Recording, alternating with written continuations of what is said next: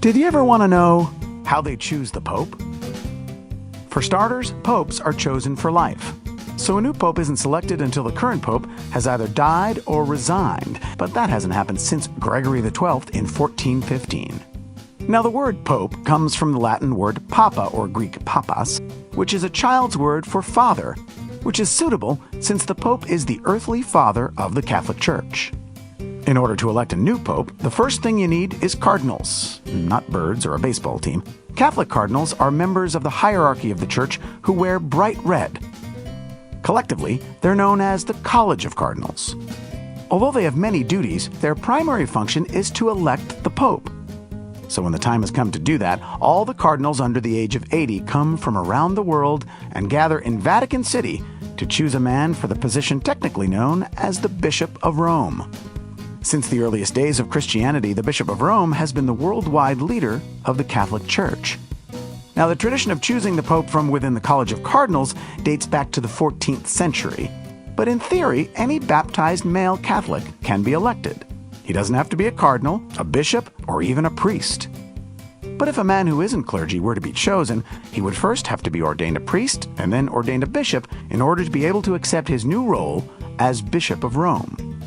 So, 15 to 20 days after the current pope has either resigned or died, the cardinals enter into what is known as the papal conclave. The word conclave comes from the Latin meaning with a key because the cardinals are locked in the room until they come to a decision. Are they really locked in together that whole time? Well, kinda. Since 1846, the conclave has taken place in the Sistine Chapel inside the Vatican. And while the cardinals do stay in the chapel while they're voting, if the process takes an extended period of time, they're given a few breaks here and there. After all, a 2/3 majority of votes is required for the new pope to be elected, and since there are usually about 120 cardinals in the conclave, it can take a while to reach that majority. Okay, here's the process. On the first day of the conclave, one vote is taken. Once all the votes have been cast, they're counted, the ballots are opened, and the votes read aloud. But if no candidate reaches the 2/3 majority needed, those ballots are burned, and black smoke emanates from the top of the chapel, indicating to the faithful gathered outside in St. Peter's Square and watching from around the world on television and the web that no pope has yet been chosen. If no one receives a 2/3 majority for several days, the process changes. After a mandatory day of prayer, reflection, and dialogue, only the two cardinals who received the most votes in the previous ballot are eligible to be voted on. Finally, once a 2/3 majority of votes is reached, the election concludes. The ballots are burned one last time, but this time it's white smoke that comes from the chimney, and bells are rung to signal to the faithful that a new pope has been elected.